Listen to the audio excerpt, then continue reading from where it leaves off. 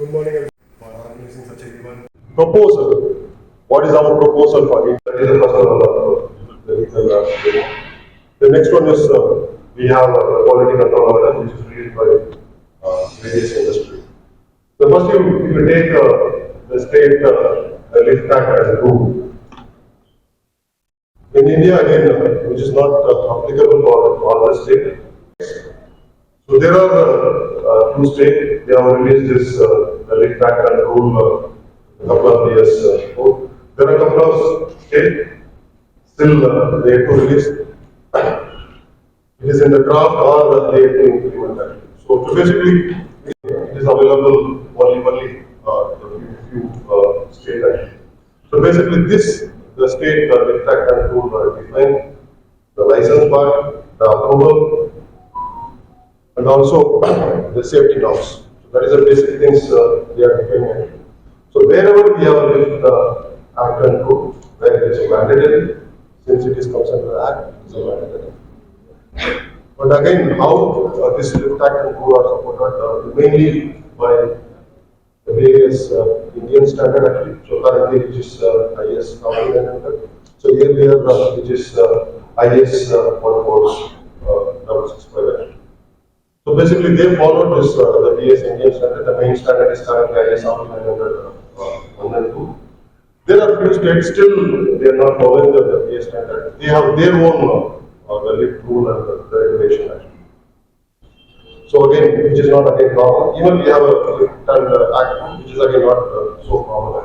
And of course, there are other guidelines, the National Building Code, where it defines the planning and selection and the fire sequence and the fire area requirements. So there are many things covered in the National Building Code. And apart from that, there are other guidelines available, which is released by CPWD, RDSO, the metro projects. So which are the other guidelines are available. But as for the India, the lift state act and rule is the main the legal the framework, which is supported by the VAS Indian standard. Coming to the second, the legal framework is the quality control order, so basically which is released by the various ministry. Of course, if you take our elevator escalator industry, so we don't have any particular QCO which is released for our industry. Of course, there are the QCO which is released for the other industry, which is of course is also applicable for our elevator escalator. For example, they have released the quality control order. There are another part again, the MCD, conductors, cable, the communication device, which are part of this QCO. So, as I said, so we don't have any QCO for our specific industry. The reason is whenever I say the QCO, it's required this certification. This certification and as well as for the standard. As for our industry, yes, we have a standard available, the regulation. The government was released for the entire industry, not specific to the elevator and the escalator. So, which is released on last year 24, but unfortunately they are withdrawn this over the year, where it covers the major electrical and the mechanical items. At present it is on hold, but definitely I believe this will be released, where it will cover many of our important components. It is also beneficial. But the challenge also I want to highlight in this report here is, as an industry, we don't have any specific HSN code for our escalator and elevator industry. Of course, we have a couple of escalator HSN code, which is very common general code actually. If you take the component level, you have a challenge. So this is the two legal work, legal framework. One is the lift act and rule, and the second is the quality control. So moving to my interesting topic, I want to just mention the challenges. What is our challenges? Industry challenges. So not only for the manufacturer, it is also for the customer. Because most of the case, our customer is responsible for the license. They are also facing the challenge.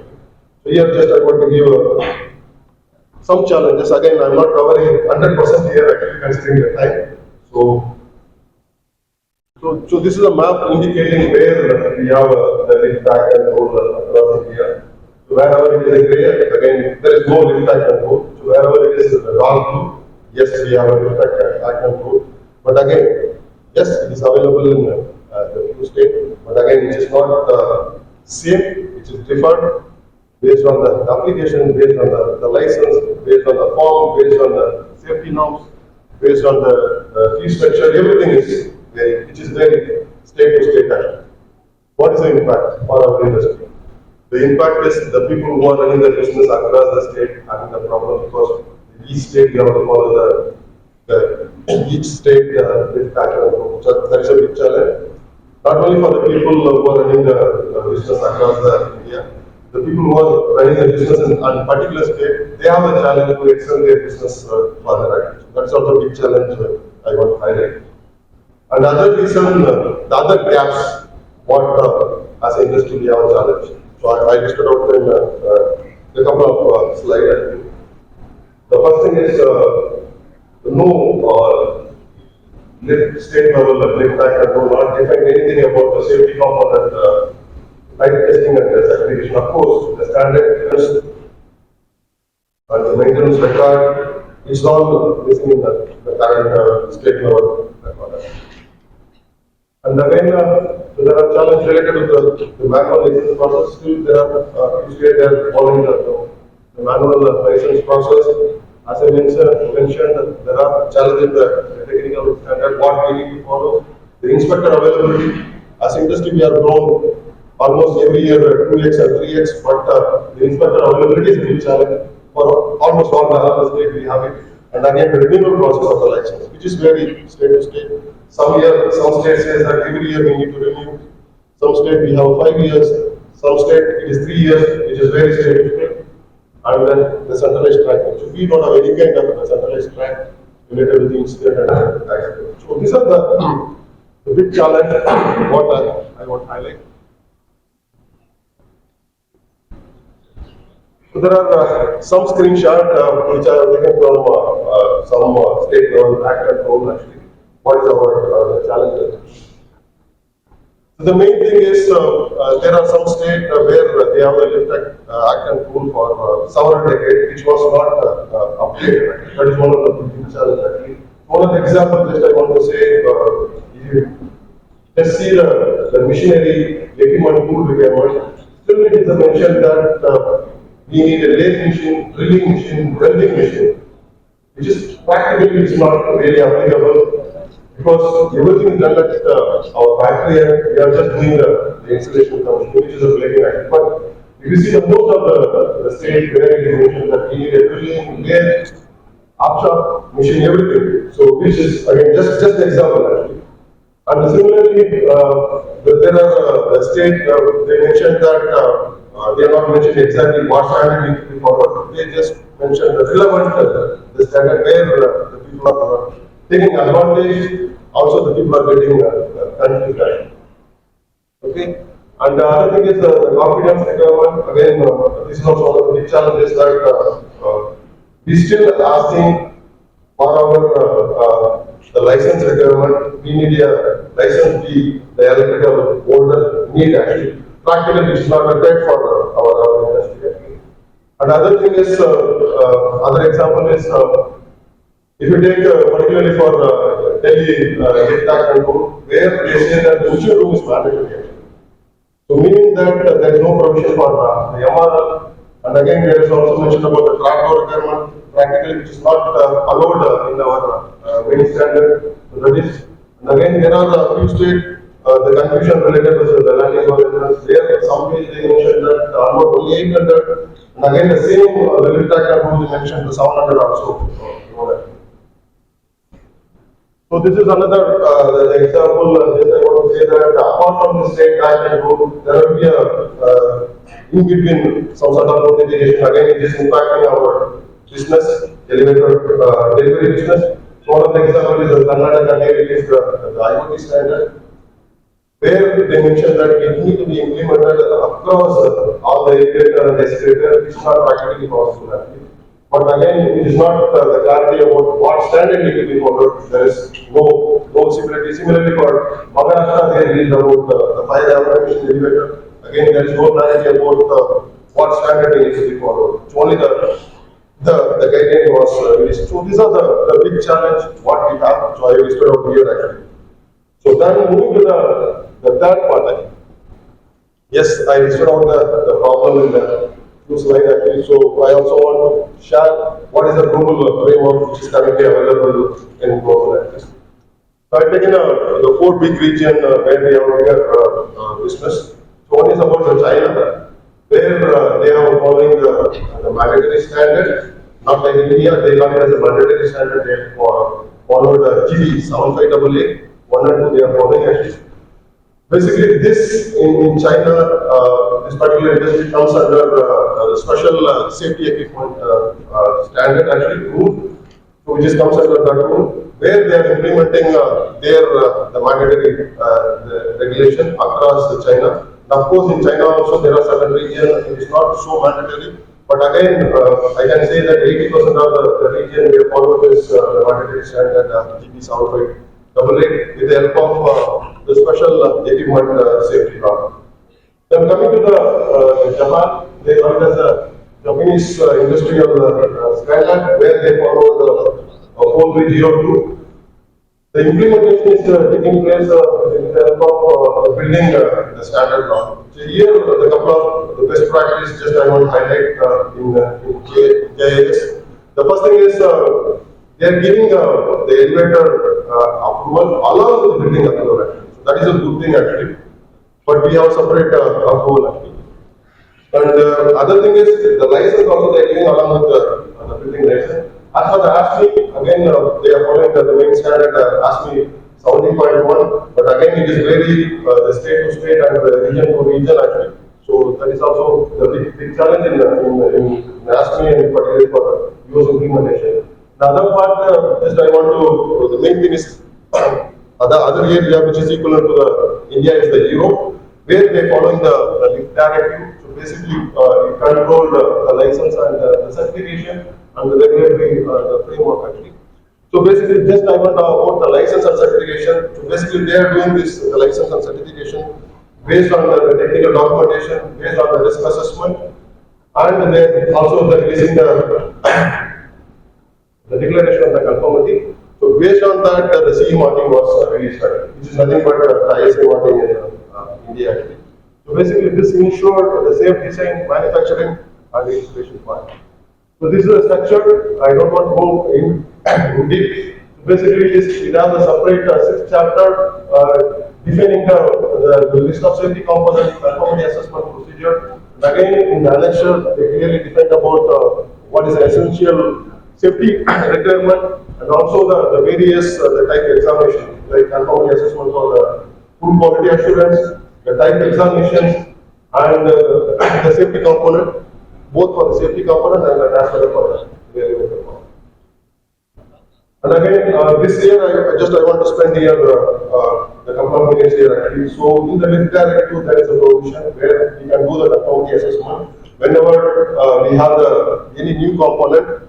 So that we can submit the risk assessment. So based on that, we are getting the type of approval where we can implement the new component immediately. Actually. We need not to wait for the standard upgrade or any standard change. So again, I'm skipping actually. So this is a proposal. So okay, so we have seen the different the region how they are following actually. The proposal is how we can implement for India. The first thing is we need the central LIFT Act, which can be released by the Parliament, where we can define the general safety requirement, scope, everything we can define actually. Then again, we need a central LIFT rule, which can be released by the Ministry of Commerce. There again, we can follow the global ISO standard, which is already available as a standard I will show you later. And again, we already have the harmonized standard, we can follow it actually. And again, there is a conformity body really required where the BAs and the third party can support. So this is the ISO standard which is already available, which defines the general safety requirement and also the certification part requirement. Whenever you go for the water certificate or CAP process, there is a standard available which we can use it actually. And as for this, the BAs part actually, as for our industry, There is no separate scheme is required. Already there is a scheme one is available where it gives the certification and the requirement part actually. And this is the key. So this is the key implementation part. So one is we need to define the essential safety requirement, the conformity assessment, and again market surveillance system. And again, as I said, we need the national different escalator registered and the standard governance. As the conclusion, the benefit for the industry. So what is the benefit going to get for this the central different act rule actually? The first thing is the safety and compliance. So definitely it will bring the safety and improve the safety and compliance by means of the harmonized standard and as well as it covers the entire the life cycle. And governance will be the very simplified based on we are replacing the decade-old the state level rule. And again, as I said, it is also supporting the industry and innovation. So this is the big three benefits we are going to bring because of this central big factor rule. So now I am again ending with the question. So do you all believe we need a central big factor rule? Please raise your hand and support. I'm sure you'll wonder what am I doing here at an elevator and an escalator show. See, the challenges that we face day to day in our projects is pretty similar. We start off a project with certain benchmarks, with certain understanding. We go with preparation for a lift lobby that's probably supposed to be 6 meters wide. We end up finding it only 5 meters wide because there were some changes to design. We have our products cabling that we finalize on how to draw them, and then we find tracers that are installed there, making it impossible for us to do what we want to do.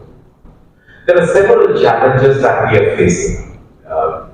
That gave me the topic of talking on criticality of lifts. I think that is the last thing that you want to hear from me. But nevertheless, the challenges that we face on a day-to-day basis is enormous. This still doesn't justify why I'm standing here speaking at an elevator and an escalator symposium. The reason I'm here is because I wear another hat, and that as the Vice President of the Forum of Construction Utility Services, the acronym of which is FOCUS. Ladies and gentlemen, FOCUS is a forum for utility professionals of the construction industry. I'm sure you'll ask me that there are several other societies that are already there. ISEEVENTUS, Plumbing Association, Fire and Security Association, ISHRAE and ASHRAE for the HVAC, the Architects Association. See, the point is all these societies are doing a fabulous job at catering to the needs of their own societies. However, we do not have one body or one platform where all of us can come and discuss the challenges that we are facing. All of us have challenges in a built environment. We are all part of the same industry, the construction industry.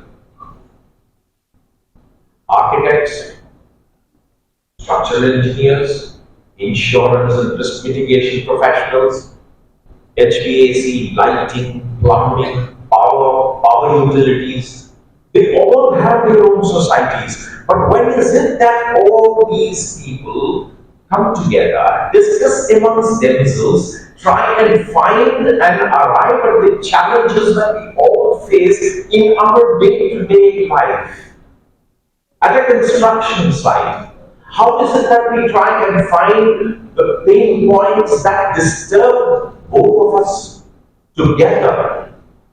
There are several of these things that we must address, and if we are not able to come onto one platform to discuss this, I guess we will continue to complain about these challenges till the cows come home.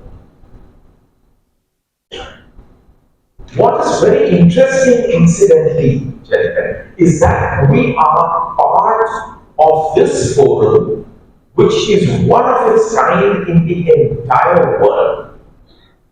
So, I hope you understand, with a paucity of time, I must end my address here. Please do look at what we have to offer, the Forum of Construction Utility Services. I would encourage each one of you to try and engage with us, become a part of this movement, and let's see how we can address it so that at the end of the day, we deliver projects that are resilient, sustainable, and safe at the end of the day. Thank you very much. I wish the function all success.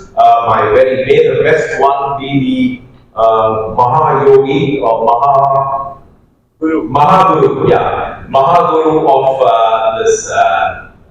this quiz. My very best wishes to all of you. Thank you very much. Have a lovely day.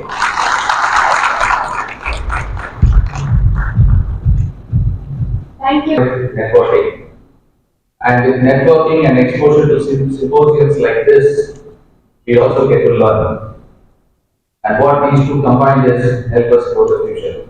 So we see amongst us a lot of bright young minds, very well technically qualified. Best wishes to them to be the next Mahaguru. So if I look at our industry overall, we are in a very good position. The fundamentals are quite strong. As a country, we are number 2 in the world in terms of the quantity of elevators sold every year. At the same time, urbanization continues to be quite rapid. The migration from rural to urban areas continues very strongly. What this means is that real estate is getting more expensive, and as that happens, you have buildings becoming taller and taller. So the need for vertical transportation is continuing to increase, but what's gained momentum now is this increase is also coming with not just increase in quantity, but also increase in quality. So, in my view, what we are seeing is a very rare coming together of various beneficial factors for the industry, and it is for us to grab it. First one, let me start with what happened very recently, the budget. Now, in the budget, we had the finance minister announcing schemes for enhancement of construction and infrastructure equipment, as well as high value and technologically advanced solutions, very specific for the construction industry. Then, city economic corridors are being planned. Then comes the funding. The announcement of the Infrastructure Risk Guarantee Fund is expected to give a fillip to further investments in infrastructure. Couple that with the announcement of certain high-speed rail corridors, that is going to give another big boost to infrastructure.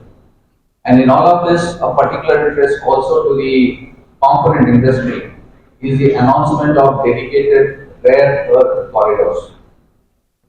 And this is of particular interest, especially in the electronics as well as in the traction motor segment. The next area is in policy. You might have heard about DPIIT, the Department for Promotion of Industry and Internal Trade. Now they are working about increasing localized content in the elevators in India. There are genuine concerns about the very high content of imports that are coming in from other countries into India. And right now DPIIT is in the process of gathering information to identify measures that can cut down on import dependence. What is hampering us in India, especially in the component industry, is a very high input cost, the cost of materials, given that if you take countries like China, steel, the primary commodity is at least 20 to 25% cheaper. But that said, In the entry level elevators, typically up to 1 meter per second, we are largely self-sufficient. There is very little elevator component imposed. But if you look at the higher speeds, like I said, the quantity was there, now the quality is going up. The elevators are becoming larger, they are becoming faster. But the content of imports is higher in the high value elevators. And this is where we need to catch up. And what can help us here is also the recent spurt of FTAs, the free trade agreements. So although we saw this spurt, but prior to that, India already had 13 FTAs and 6 limited PTAs or preferential trade agreements. So this is not new. But what we saw very recently was some very highly publicized agreements. The one with the European Union, which is termed mother of all deals, and very quickly followed with one USA, the daddy of all deals. That said, the funding is there, the opportunity to export is there, but what is also important is what are we doing in terms of quality, because this is where the standards come in. My colleague Vishwanathan spoke a lot about the new standards, but how many of us are really ready? But especially in the component industry as well as medium to small sized elevator manufacturers, how many of us are truly ready? It's a big question mark. We need to ask ourselves this question: what does the standards actually mean? Amongst all of us here, if you ask yourself, how many of us have actually read the standards? Possibly in the technical area, the R&D, the engineering, many people would have read it. But outside of that, how many? Now if you look at functions like sales, how many sales people would be able to talk about the compliance of their product to their customers? So this is something that is a matter of concern. The second one is investments by companies into understanding these standards. How many companies other than the big manufacturers have actually invested in experts within their own organizations who knows the entire standards end to end? This is a problem. The smaller and medium companies have simply not invested in people within their organization who understand these standards and then can actually bring in systems or components that fully comply. How many companies other than the big ones have actually invested in research and development and also in the infrastructure that is required to test that these components comply with the standards? Most people that I've seen in the smaller segment, medium segment is a copy and paste. You see a global design or you see some other design that appears to be working, you copy it, re-engineer it, and there you go. No testing, no validation. So how do you know that it actually works? And the thing is, most of the components pertaining to safety, they need to work only in an emergency. Rest of the time, it's just there as a backup, just like you have airbags in a car. So looking at all of this, what is preventing us? In my view, the first thing is morality. Many of the manufacturers, many of the component manufacturers, we simply do not have the morality to accept that if we do something wrong, it can take a life away. And you see that in the trend of increasing accidents year on year, the reported accidents are on an increasing trend. And this is probably happening because there is no fear of punishment. And this is where I will again allude to what Mr. Vishwanathan just said, the need for a central rule. Not just the need for the rule, but once the rule comes, what is more important is the enforcement that should accompany this rule. So looking at all of this, the knowledge is available. The standards are available for us free of cost. All you need to do is go to the BIS website and download it. But then why are we not implementing it? That inclination is missing. And we need to introspect why. Why is that not happening? People typically look at 17900 as a quality standard, but in my view, it is also an excellent tool for business growth. And let me tell you why. The share of entry-level elevators is declining year on year as more and more high-value elevators come in. Like I said, the elevators are becoming bigger and faster. And when that does, this era of copy and paste that we had so far for entry level elevators is no longer going to work in this segment. So this is where companies need to invest in the training, testing, as well as qualification criteria for both components as well as the systems. And when we do this, just broaden your mind to look at the possibilities. The 17900 is nothing but a copy of EN standards. And the EN global standards, as it gets upgraded to the global ISO 8100 in a few years' time, is essentially a transition without any significant engineering changes. So imagine Indian companies now investing in this infrastructure to develop the right engineering, the right testing, and then you have components that are of global standards. And if we do that, it's not just the component manufacturers who are going to benefit, it is also the big OEMs. The OEMs typically for the global market would either source in respective countries or more often from China. So why can't India be the next China? That's the question we need to ask for ourselves. Today, our quality levels are just not there. We simply do not have the certified components that will help us become an exporter. You look at China, their growth did not come from just their domestic industry. Their growth came from a combination of domestic plus exports. They are the factory for the world. I believe India is well poised to be there for the reasons I already explained. But what is missing is our ability to make world-class components and systems. But do you think it is possible? I believe yes, we can. And I can tell you from personal example. In Wittur, if you look at two key safety elements, one is the overspeed governor, the second is the progressive safety gear. These two we manufacture in India, fully localized. The localized content is close to 90 to 95% depending on the model. And we are not just supplying this in India, we are exporting it around the world. We export it to Europe, we export it to South America, and we also export it to China. I think I will be correct in saying that we are probably the first Indian factory to actually export elevator components to China. And we do that. We do that because we have invested in localization, we have invested in the testing infrastructure, and we've also obtained global certification. This is where people should look not just at certifying in India, that's just the first start. The second is look for global certifications, whether it is CE, whether it is UL. The products that we make here, if you have this certification, it also opens the export market for you. In fact, the example that I just gave, you will be able to see those components in the stall over there. And these are all CE certified. In fact, for us, these products, we sell more in exports than we sell domestically. And that tells a lot. So that being the situation, if we have the international levels of quality, we can also become the next China. Our manufacturers need to expand their horizon, look beyond the Indian domestic market, start looking at exports.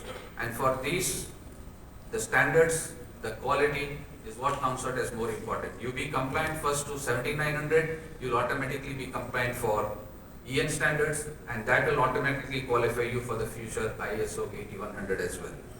So to summarize, as far as the industry goes, the currents are in our favor. It is up to each and every one of us here to steer our ship to catch that current and then enjoy the benefits that come with it. So let me close by once again wishing everybody a very fruitful 2 days of discussions, and best wishes to the quiz teams. May the best team win. Thank you. 26 on awareness of the enhancement and developments of elevators, escalator standards and codes. The Tamil Nadu Lift and Escalators Amendment Act 2025 was notified on the 3rd February of this month. A lot of change has been incorporated in it. The main thing is introduction of a competent person. For the purpose of obtaining permission, the owner shall authorize a competent person in such form as may be prescribed. The competent person so authorized shall, on behalf of the owner, make an application in such electronic form. This shifts the burden of technical accuracy from the owner, who is often a lay person to a professional. The competent person is expected to be a qualified engineer, like a chartered electrical safety engineer. This creates a new layer of professional accountability. If an application contains a technical error, the competent person is liable, potentially facing authorization revocation. And also, auto generation permissions are introduced in the new Act. This is a radical move towards ease of doing business. It implies that the inspectorate's portal will use algorithmic validation to approve standard applications instantly. I should not take much of your time, so I will conclude. The ISEE Quiz and Symposium 2026 is not a just celebration of the technology, it is a solemn gathering of safety custodians. The Tamil Nadu Lift and Escalators Amendment Act 2025 provides the legal muscle, while IS 70,900 provides the technical backbone. It's now up to the human element, the engineers, inspectors, owners to provide the will. As the Chief Electrical Inspector to the government, I pledge the department's support in this transition. We are moving towards a future where safety is transparent, automatic, and non-negotiable. Thank you. This symposium, I think. So I have a few things to tell for the lift industry. One is from the design point of view. We always talk of architectural structure and MEP. That era is gone. We have to be inclusive, including the lifts, escalators, because all our buildings are going taller, bigger, and we should be prepared for inclusiveness of elevator industry into the building design. So I'll divide it into three parts. One is the designers. Designers have to look at lift and escalator designs with more carefulness, not putting it where the architect says and be done with it. No, it is like that. So lift requires waiting time, the handling capacity that needs to be correct for the purpose of the building. Like hospital, it may be different. Commercial buildings, it may be different. And nowadays, all the metros and airports, which has a different applications. So all your designs needs to cater for different types of things. So the more during the peak time, how the buildings or the public spaces will act, your design has to move towards that. So predictive waiting time, predictive handling capacity based on type of people and amount of people going through that particular facility needs to be accounted. I think many people are doing it, but it's not fully followed. So you see a lot of people standing in queue in Mumbai, especially I see people standing in front of lifts for a long time. That's not desirable. That means we have not done our design correct. So we need to be stronger from that point of view. And next is some of the key points I would like to tell on the lift industry, how they install and maintain it. We have the ARD. You first install it. It works fine. Are you continuously throughout the life checking whether it's working? Always. That is the quality we need to give.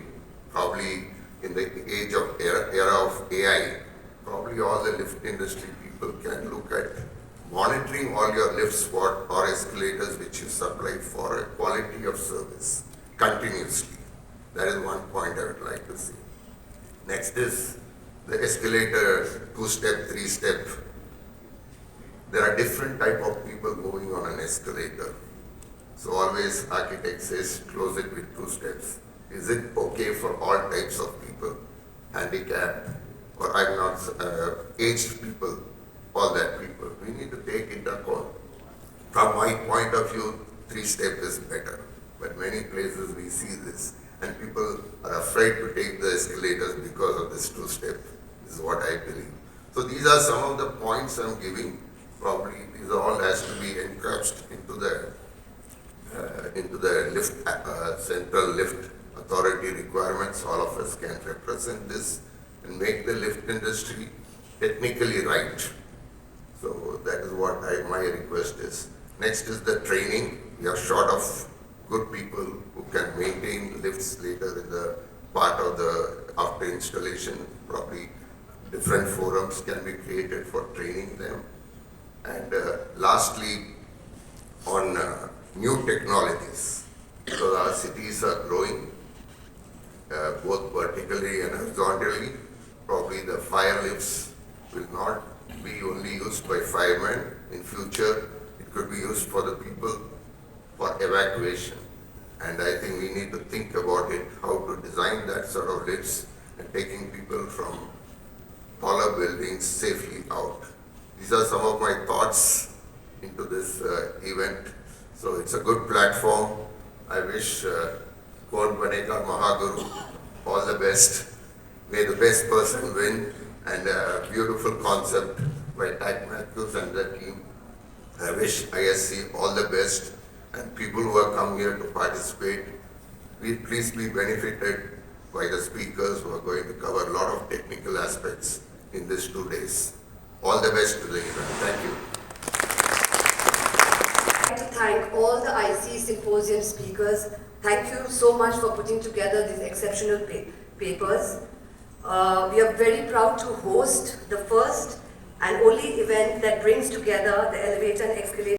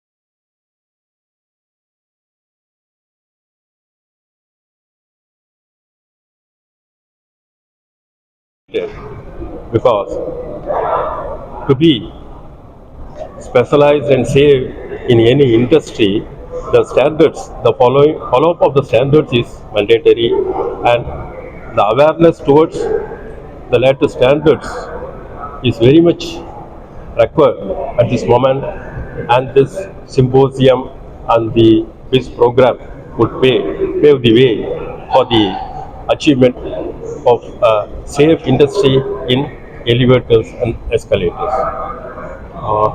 Thank you. What is the role of government in terms of safety of the escalators? The role of government is very important because we have, as told in the meeting, many states do not have lift act. Certain states have lift act, and especially Tamil Nadu have a strong lift act and rules. We maintain all the standards which ensures the government ensures the safety of the passengers. Any more questions? Good morning. I'm Balakrishnan from ISEE. This event ISEE. இது எங்க வைக்கணும் இது? This symposium ISEE is an excellent platform for unifying all the lifts and escalator industry together to know about the codes and standards, how to unify the codes across the country. This is a very good platform for knowledge enhancement, knowledge sharing, training, how to take the industry forward in a big way for the development of this country and development of Tamil. Thank you. So you give a speech, it's a two-step, three-step concept. The lift escalator has a safety step before people can enter into the lift on the vertical direction. So there are 2 steps and 3 steps available in the industry. But when old people and all try to take escalators, 2 steps will not be enough for them to balance before they go horizontal. That is how 3 steps is more safe for those sort of people who are aged and who are physically handicapped. For them to use safely the escalator, it's better to go for 3 steps. I've been in the elevator industry now for 37 years. I have the privilege also to be one of the organizers of this ISEE quiz and Symposium. For us, Chennai made a lot of sense because of the growth that is happening here and because we realize the enthusiasm of the local public here. So that's why we are here. What is the outcome of this association? The problem is, or the issue is, elevators are things that can kill inside a building. Now, I'm not exaggerating it. And we are not giving it adequate attention. And when I say we are not giving it adequate attention, I'm talking about even the user public. I mean, for most people, it's just push a button, door opens, door closes. But elevators are way more than that, way more complex than that. So the idea is to get more discussions, expose people to what all happens. So if you look today, there are component manufacturers over here, the components that make elevators safe and ensure that the public are also safe. The discussions that are happening are technologically advancements which are being suggested by fresh new engineers. So that's the idea of this. We are hopeful that as we talk and we discuss more, awareness will increase, and that way safety will increase. We are very useful to the government, sir. The government also needs to realize that elevators are more serious. And an example that I gave is, if you look at the automobile industry, the government of India have got regulations for the automobile sector. But when they look at elevators, there are standards which are recommended in many places, and it is not our central subject. Airlines, for instance, is again controlled by the government of India. It's not a state subject.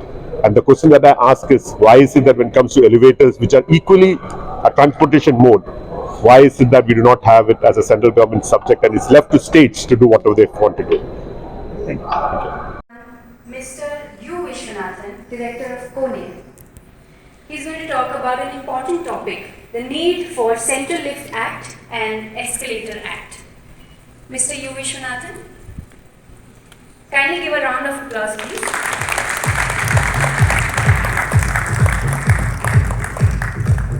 Decided to leave us. It's with a heavy heart I would like to call Suraj to the stage.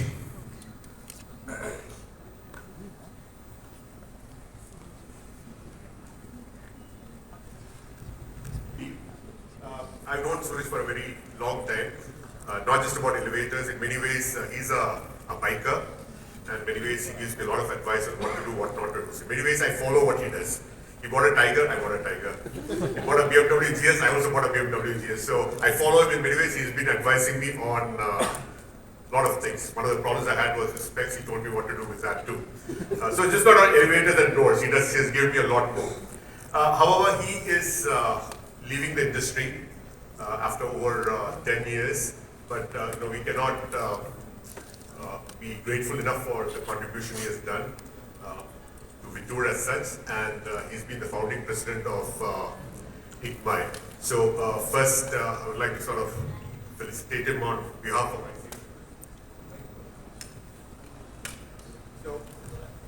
So this is a mountain.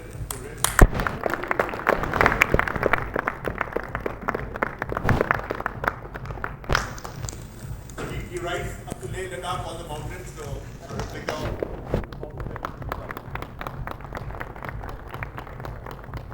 We are sorry to be losing our president, but then life must move on.